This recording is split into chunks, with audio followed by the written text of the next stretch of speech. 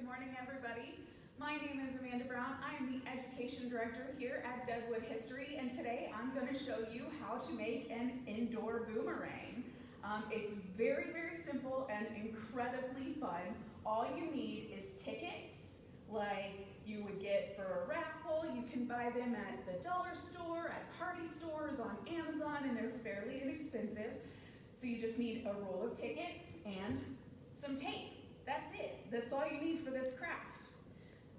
This is going to be very fun, and I'll show you what it looks like at the end, and I'll show you what it does at the end too. But with the name Boomerang, you can probably guess, right? But we're going to start by taping our tickets together. That's all we need. We need about 60 tickets. So what I'm going to do is I'm going to roll off about 60 tickets here. I know roughly what that is, so I'm just going to go ahead and do that. So I've got my tickets here, just like that. And these are in rolls of 2, so what I would do is I would just roll those in, or tear those in half until I have just one long strand of tickets, like this, until you have 60 tickets. So I started this one a little bit earlier, but what you're going to do is you are going to make a triangle. You've got a 3-sided triangle here. It's a triple helix, and this is what we're going to make our boomerang out of. So all you have to do is when you make your triangle, here I'll show you kind of up close if we can. I'll just tear off these 3 so you can see what the start of it looks like. So you're going to have your 3 sides of your triangle like that, but then you're actually going to bring that one over until it's right next to that. And then you're just going to take a little piece of tape, just a little one. You don't need a lot because we don't want to cover the holes. And just tape down your edges. And you want to make sure that they're nice and lined up. Just like that. And if you give it a little bit of a curve on there, that's even better. And you're going to keep doing that all the way around. That's what I did here. You can see where I started. And I just taped each side, just like that. And I'm going to keep going all the way down here for where I stopped earlier. So I'm going to go ahead and I'm going to start taping some of that until we get to the end. So this boomerang is going to be very fun, very easy to make. And I made a couple of different ones. This one I made with the tickets inside out, like that. The first one I made with the tickets right side in, I guess, with the text on the outside. And the difference between the two that I noticed when I was making this is that on the one with the tickets on the, or with the font on the outside is a little bit more like a triangle. You can actually see, hi there, you can actually see that it looks like a triangle. But there's a curve to the sides of it. You can see that, right? On this one, there's still that triangle. There it is. But you can see the edges are a little bit more concave or flatter than the one that I just showed you before. So that's what I noticed when I was doing it on the outside versus the inside. And then what I did was I made another one this morning just real fast because I wanted to know what happened. But I made one without splitting this roll of tickets. This roll of tickets comes with 2 attached. So I made one without splitting those tickets. And you can see it doesn't really look like a triangle anymore. Now it looks like a cylinder. It's very round. And so we'll see what the difference is between the 3 of those once I'm done with this, which I'm almost done with. So you can see all I'm doing, I'll put it down here so you can see, is I'm putting a little bit of piece of tape right here, and then I'm lining it up as best I can and just mushing the tape down. You don't need a lot of tape, just enough to cover the edge of it. Don't really want to cover the holes either. So I just want to make sure that I get it nice and flush. And we're almost done. We've got about 4 tickets left.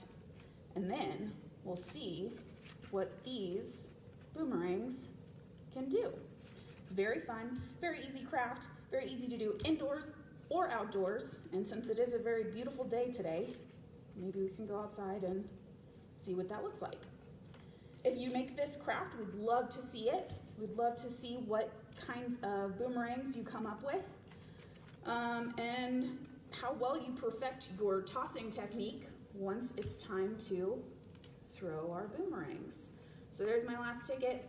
Just write down flush, same as before, and there it is. That is our a little bit more flat triangle triple helix right here. All right, so this is the first one I made following the original instructions. So what I'm going to do is I'm going to go ahead and I'm going to toss this up in the air. Now, I am still new at this as well, but we're going to see what happens when I toss it in the air. When you toss it, you want to put it on your hands fairly flat. When you toss it up, you want to have it come off your fingertips pretty hard. You want to give it a lot of force. And that's going to let it kind of go up and out and then hopefully right back to you. So let's see what happens. Is everybody ready? All right, here we go. Now see, I didn't catch it, but it did come back to me. You want to do it again? All right, let's see. That one wasn't as good. I didn't throw it as hard, but let's give it one more shot. A little bit better. Again, you want to make sure that when you throw it, your both hands give it the same amount of force. This is going to take a lot of practice. It's kind of like when you start using a hula hoop. You don't always get it on the first try, right? So let's try it one more time.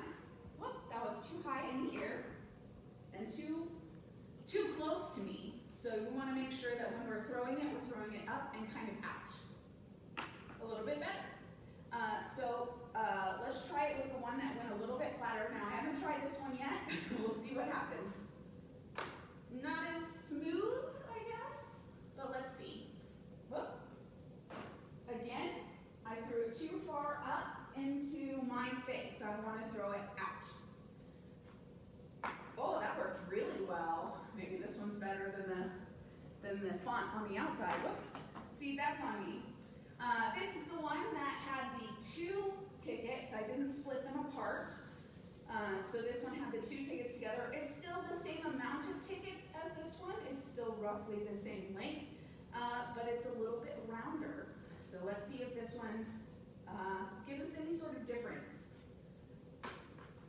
Kind of the same, a little bit. It's much lighter than the other one, but it works pretty much the same.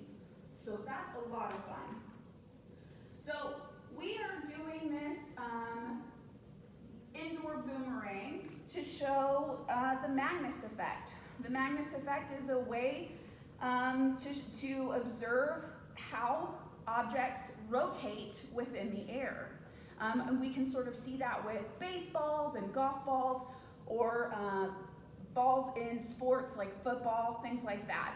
So that's a really good term to look up, the Magnus effect, M-A-G-N-U-S effect. And it's a lot of fun, but it is kind of, there's a lot of information out there about it. And so this is a really easy way to kind of see it in action. So when we throw it up and it comes back to us, we can see it spinning in the air. Oh, that one worked really well. Like I said, I want to see if you make these boomerangs. If you do, tag us on social media so we can see what you come up with and see if you're better at tossing this boomerang than I am. Thank you very much for joining me today. Hope you have a great day. See you next time.